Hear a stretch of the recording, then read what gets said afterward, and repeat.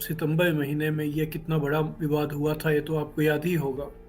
जी। अ, Justin Trudeau G20 की बैठक में भाग लेने के लिए नई दिल्ली आए थे और यहाँ से जाने के बाद 1 हफ्ते के अंदर उन्होंने भारत के ऊपर बेहद गंभीर आरोप यह लगा दिया था कि उनके यहाँ जो खालिस्तानी कार्यकर्ता थे हरदीप सिंह निज्जर, उनकी जो हत्या हुई थी वहाँ, उन्होंने ये कहा था कि उसमें भारत का हाथ है, यानी भारत ने वो हत्या कराई है, भारतीय एजेंसियों ने। बेहद गंभीर आरोप है क्योंकि ऐसे आरोप लगने का मतलब यह है कि कनाडा यह कहना चाहता था कि भारत अंतर्राष्ट्रीय नियमों कानूनों को नहीं मानता है और वो दूसरे देशों में अपनी एजेंसियों के माध्यम से हत्याएं कराता है। इस आरोप को कोई भी देश आसानी से नहीं ले सकता था, भारत ने भी नहीं लिया, काफ़ी इस पर कड़ी प्रतिक्रिया जताई गई थी। लेकिन उसके बाद कुछ दिनों के अंदर ही ये बात साफ हो गई कि कनाडा ने ये जो कहा, ये सिर्फ उसकी राय नहीं है, बल्कि इसमें जो कम से कम जो 5 आइज, जो 5 आँखें नाम से जो उसका गठबंधन है, जिसमें 5 एंग्लो सैक्सन देश हैं, अमेरिका, ब्रिटेन, ऑस्ट्रेलिया, न्यूजीलैंड और कनाडा। तो वो और ये जो 5 आइज गठबंधन है, ये मूल रूप से खुफिया सूचनाएं साझा करने का गठबंधन है। एक दूसरे को खुफिया सूचनाएं साझा करते हैं। तो उसमें ये बात साफ हो गई कि ये पांचों देश इस मामले में, न्यूजीलैंड का तो कोई बयान आया नहीं, लेकिन बाकी 3 जो देश हैं, अमेरिका, ब्रिटेन और ऑस्ट्रेलिया, ये खुलकर इस मामले में कनाडा के साथ है। और अमेरिका की तरफ से तो साफ तौर पर ये कहा गया कि कनाडा ने जो आरोप लगाया उस पर उसकी सहमति भी है और उसमें जो खुफिया सूचनाओं का उसने साझा किया था।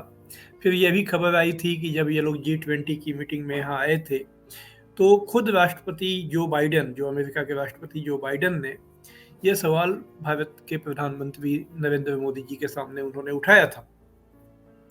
और चूंकि भारत ने इन आरोपों को खंडन किया, ठुकरा दिया, तो उसके जाने के 1 हफ्ते के अंदर कनाडा ने ये सार्वजनिक रूप से अपनी संसद में उनके प्रधानमंत्री जस्टिन ट्रूडो ने ये आरोप लगाया था और उससे एक बड़ा कूटनीतिक विवाद भड़का। भारत के लिए थोड़ी असहज स्थितियां भी हुई अंतर्राष्ट्रीय मंचों पर। तो भारत ने उस पर कड़ा रुख अपनाया और भारत ने उसके जवाब में यहाँ जो नई दिल्ली में उनके राजनयिक हैं, तकरीबन 40 राजनयिकों को ये कहा कि आप यहाँ से चले जाइए और उनकी जो डिप्लोमेटिक इम्यूनिटी जो होती है, जो कूटनीतिक अभयदान होता है, उसको ख़त्म करने का भारत ने फैसला किया। तो ये मामला तो ये चल ही रहा था। इसी बीच ये काफ़ी दुनिया भर की सुर्खियों में और भारत और कनाडा के अखबारों की सुर्खियों में ये मामला कई दिनों तक लगातार बना रहा। इसी बीच अक्टूबर के पहले हफ्ते में ये हमास और इजराइल का युद्ध शुरू हो गया और दुनिया का ध्यान उधर हट गया। ये खबर सुर्खियों से गायब हो गई और जो इजराइल और ये हमास का जो लड़ाई है, ये सुर्खियों में छा गई। और इस बीच कुछ ऐसे बयान दिए गए, कुछ ऐसी बातें हुई जिससे ये लग रहा था कि शायद मामला कुछ ठंडा हो गया है और इस विवाद को के रहते हुए भी दोनों देश अपने संबंध को ठीक करने की तरफ बढ़ रहे हैं।